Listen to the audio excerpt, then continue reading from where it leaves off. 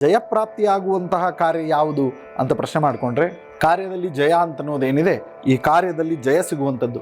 So ಅದಕ್ಕೆ ಸಣ್ಣ ಕಾರ್ಯಗಳಿಂದ ಹಿಡ್ಕೊಂಡು ದೊಡ್ಡ ಕಾರ್ಯದವರೆಗೂ ಆಗುವಂತಹ ಜಯದ ರೂಪವಾಗಿರ್ತಕ್ಕಂತಹ ಈ ಒಂದು ಸ್ತೋತ್ರವನ್ನು ಇವತ್ತಿನ ದಿವಸ ನಿಮಗೆ ನಾನು ತಿಳಿಸ್ಕೊಡ್ತಾ ಇದ್ದೇನೆ. ಮಾರುತಿ ಸ್ತೋತ್ರ ಅಂತ. ಸೊ ಇದು ಆನಂದ ರಾಮಾಯಣದಲ್ಲಿ ಬರ್ತದೆ. ಆನಂದ ರಾಮಾಯಣದಲ್ಲಿ ಬರುವಂತಹ ಮಾರುತಿ ಸ್ತೋತ್ರವನ್ನು ನಿಮಗೆ ಇವತ್ತಿನ ದಿವಸ ತಿಳಿಸ್ಕೊಡ್ತಾ ಇದ್ದೇನೆ. ಅವಶ್ಯವಾಗಿ ಇದನ್ನು ಗಮನ ಇಟ್ಟು ಕೇಳ್ರಿ. ಇದನ್ನು ಪಠನೆ ಮಾಡೋದ್ರಿಂದ ಏನೇನು ಫಲ ಅಂತಾಯಿತು? ದುಸ್ವಪ್ನ ನಾಶ, ಯಾತ್ರೆಯಲ್ಲಿ ನಿರ್ಭಯತೆ, ಕಾರ್ಯದಲ್ಲಿ ಜಯ. ಸೊ ಇದಿಷ್ಟು ಕೂಡ ನಮಗೆ ಸಿಗುವಂಥದ್ದು ಮಾರುತಿ ಸ್ತೋತ್ರದ ಪಾರಾಯಣದಿಂದ.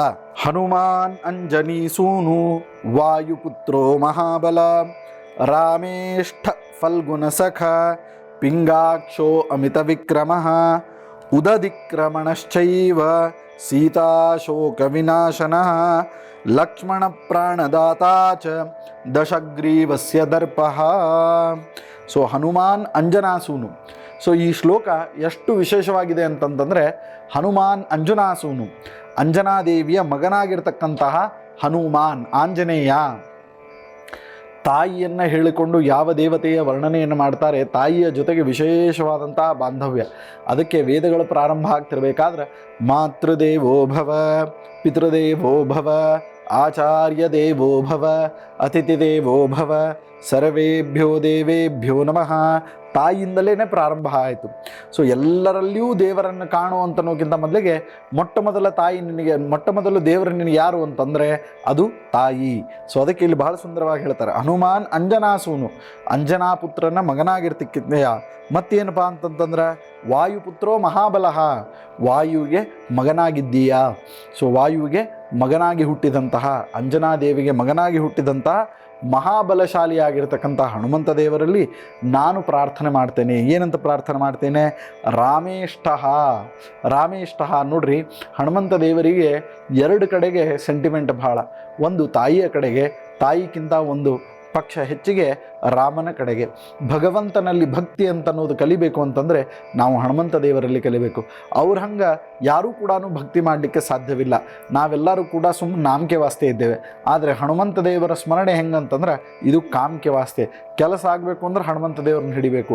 ಈ ದೇಹದ ಒಳಗಡೆಗೆ ವಾಯುವಿನ ರೂಪದೊಳಗೆ ಸಂಚಾರವನ್ನು ಮಾಡ್ತಾ ವಿಶೇಷವಾಗಿ ನಮ್ಮ ಎಲ್ಲ ಕೆಲಸ ಕಾರ್ಯಗಳನ್ನು ಮಾಡುವಂಥದ್ದು ಹನುಮಂತ ದೇವರೇ.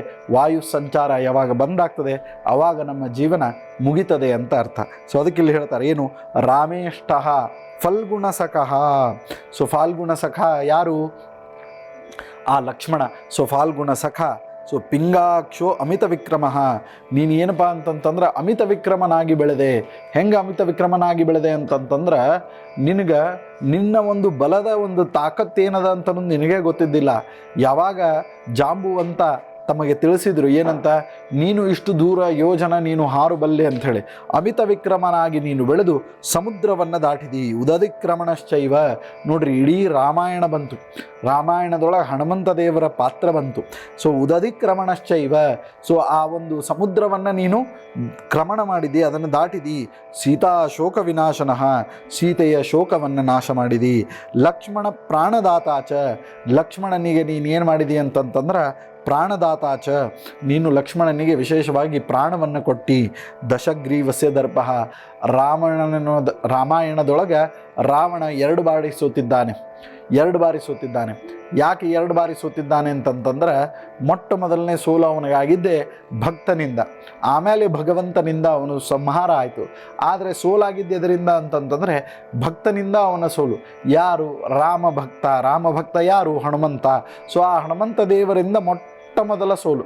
ತದನಂತರದಲ್ಲಿ ಆದಂತಹ ಸೋಲು ಯಾವುದು ಅಂತಂತಂದ್ರೆ ಅದು ಭಗವಂತನಿಂದ ಆದಂತಹ ಒಂದು ಮುಕ್ತಿ ಅಷ್ಟೇ.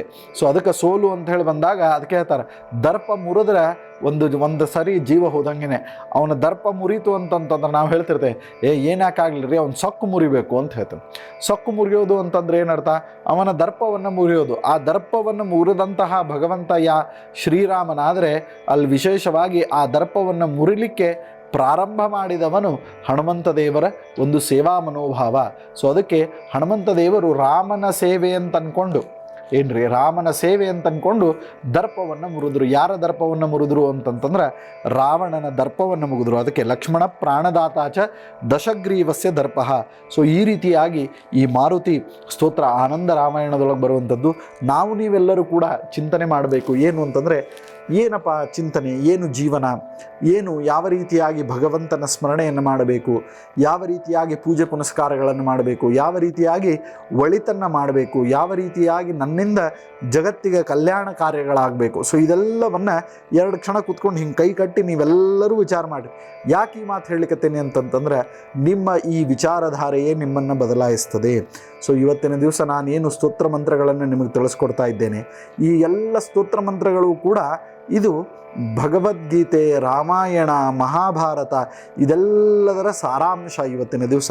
ಸೊ ಅದಕ್ಕೆ ಭಕ್ತರ ಭಕ್ತಿಯಿಂದ ಭಗವಂತ ಮೆಚ್ಚಿದ್ದು ಇದೆ. ಸೊ ಭಕ್ತರ ಭಕ್ತಿಯಿಂದ ಭಗವಂತ ಮೆಚ್ಚಿದ್ದಿದೆ.